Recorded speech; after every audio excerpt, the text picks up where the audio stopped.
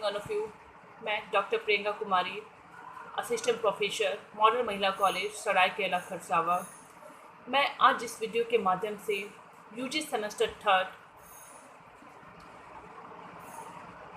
पास course और general elective के बच्चों को मुगल इकोनॉमिक अर्थात मुगलों की अर्थव्यवस्था कैसे थी के बारे में कुछ बताने जा रही हूँ। मुगलकालीन अर्थव्यवस्था संपन्नता का युग था।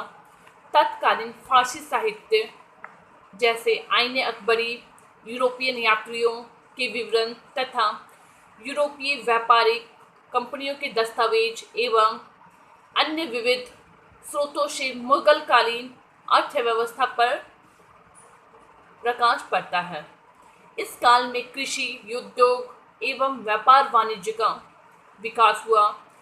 बाबर और हुमायूं के समय तक तो राज्य की आर्थिक स्थिति अच्छी नहीं थी, परंतु साम्राज्य विस्तार पर सुदृढ़ प्रशासन की स्थापना के साथ आर्थिक व्यवस्था में भी परिवर्तन हुआ। औरंगजेब के समय से राज्य की अर्थव्यवस्था थोड़ी गड़बड़ा गई। हम लोग देखेंगे अब यहाँ पे कृषि की क्या स्थिति थी। मुगलकालीन आर्थिक व्यवस्था का मुख्य आधार कृषि था। भूमि स्वामित्व भू राजस्व व्यवस्था में मुगलों ने समयानुसार आवश्यक परिवर्तन किए। कृषि के विस्तार, जमीन की उपज बढ़ाने, किसानों को खेती के लिए प्रोत्साहन देने की व्यवस्था की गई। परिणाम स्वरूप पहले की अपेक्षा मुगल काल में पैदावार में वृद्धि हुई। मुगल काल में विभिन्न प्रकार के अनाज जैसे दलहन, तेलहन, फल, साग सब्जी और आर्थिक महत्व की फसलें उपजाई जाती थीं। बाग भी बड़ी संख्या में लगवाए जाते थे। उनका भी आर्थिक महत्व था। खदानों में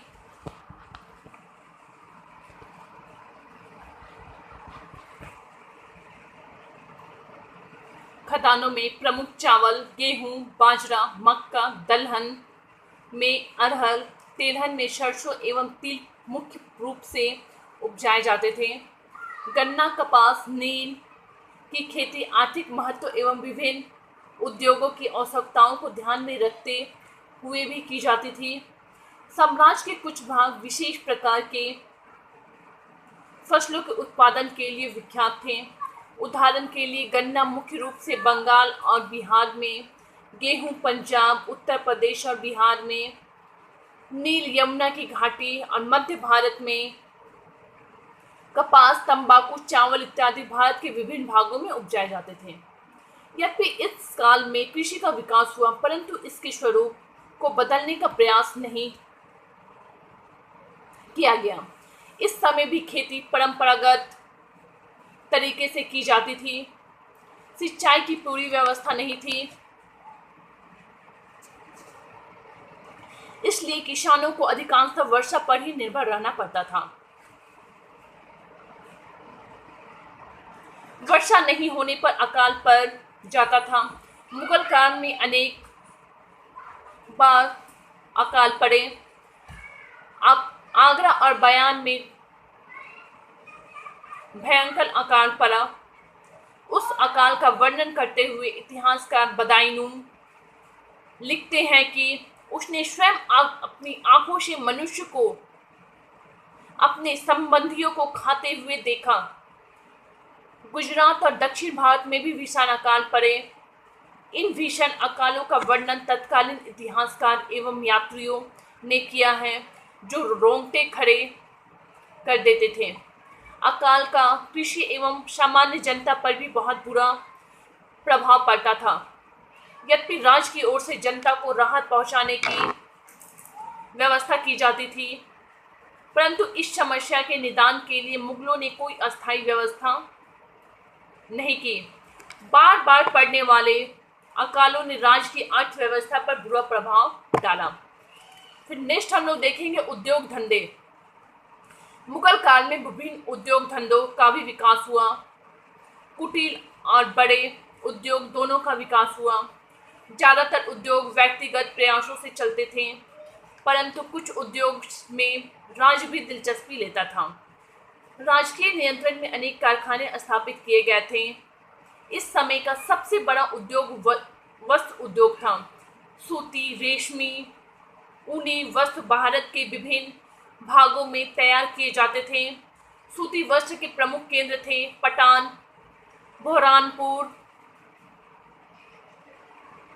जौनपुर, बनारस, पटना तथा बिहार, बंगाल और उड़ीसा के अनेक शहर। ढाका में विशेष प्रकार का मलमल तैयार किया जाता था, जिसकी प्रसिद्धि भारत के बाहर भी थी। वस्त्रों को रंगने, छपाई और कसीदा करने का भी विकास हुआ। रेशमी और ऊनी वस्त्र भी तैयार किए जाते थे। बंगाल, लाहौर, आगरा, फतेहपुर सीकरी और गुजरात में रेशमी वस्त्र, पंजाब, कश्मीर में ऊनी वस्त्र तथा आगरा, मुल्तान में शॉल, दरी और कालीन, जौनपुर, लाहौर और आगरा में तैयार किए जाते थे। शॉल के उद्योग, जिसका प्रयोग बारूद बनाने में किया जाता था, अत्यंत विकसित अवस्था में था। इसका निर्माण मुख्यतः बिहार और प्रायद्वीप भारत में होता था। इसके अतिरिक्त धातु उद्योग एवं नौका तथा जहाज बनाने का उद्योग भी उन्नत अवस्था में था। लोहे के अस्त्र पंजाब और गुजरात में तथा अच्छी किस्म की तलवार सोमनाथ में तैयार की जाती थी। इन सभी बड़े उद्योगों के अतिरिक्त लघु उद्योग भी थे, जिसमें हाथी दांत का काम, लकड़ी का सामान, धातु एवं मिट्टी की बर्तनें, कागज, कांच, चमड़ा, सुगंधित द्रव्य, पत्थर तराशना, आभूषण बनाना, हीरे जवाहरात का काम करना भी बड़े पैमाने पर होता था।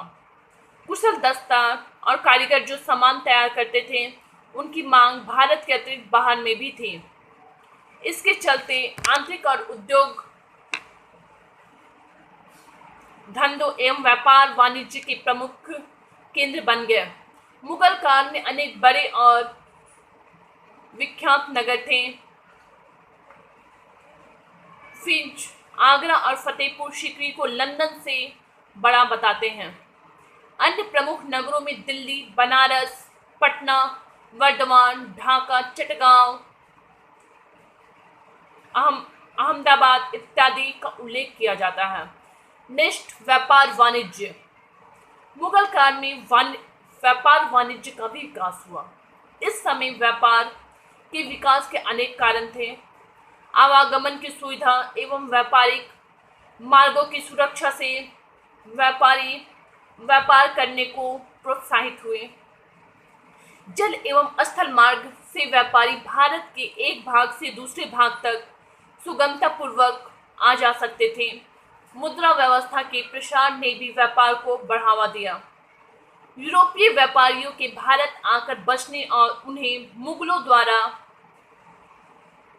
व्यापारिक सुविधाएं प्रदान करने से भारत का विदेशी व्यापार बढ़ा। देश में तैयार वस्तुएं एक भाग से दूसरे भाग में तो भेजी ही जाती थी, विदेशों में भी उनकी अच्छी मांग थी। भारत से प्राप्त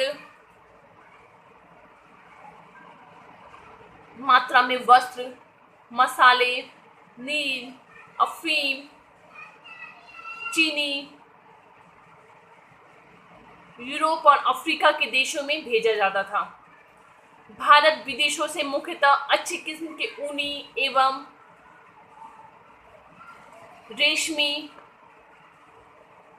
वस्त्र, अच्छी नस्ल के घोड़े, शराब, कांच के बर्तन, हाथी दांत, मूंगा, अफ्रीकी गुलाम, सोना चांदी इत्यादि मंगवाता था। पश्चिमोत्तर भारत से स्थल मार्ग का मुख्य मार्ग लाहौर से काबुल और मुल्तान से कांधार तक जाता था। निष्ठ मुद्रा एवं मूल्य। वाणिज्य व्यापार वाणिज्य के विकास के लिए मुगलों ने मुद्रा व्यवस्था की ओर पर्याप्त ध्यान दिया। सिक्कों के ढालने पर राज्य का नियंत्रण था।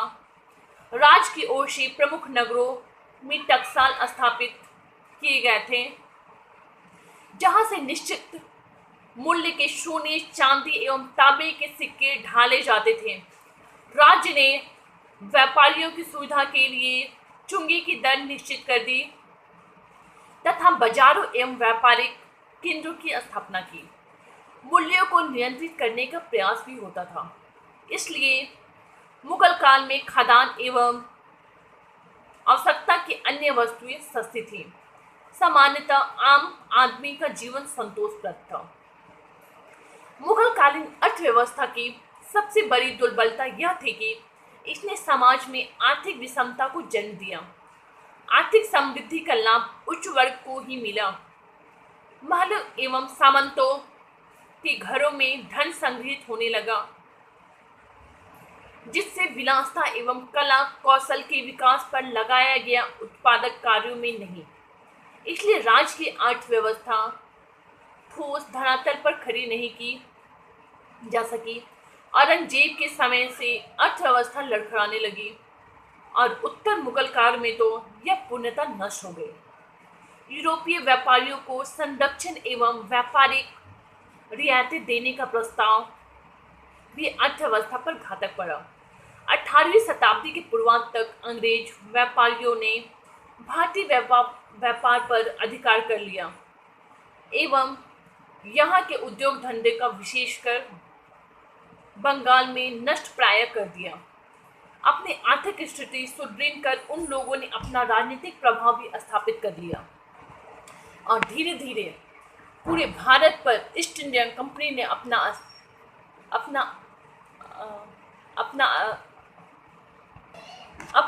आधिपत्य स्थापित कर लिया। ये थे मुगलों की अर्थव्यवस्था। धन्यवाद।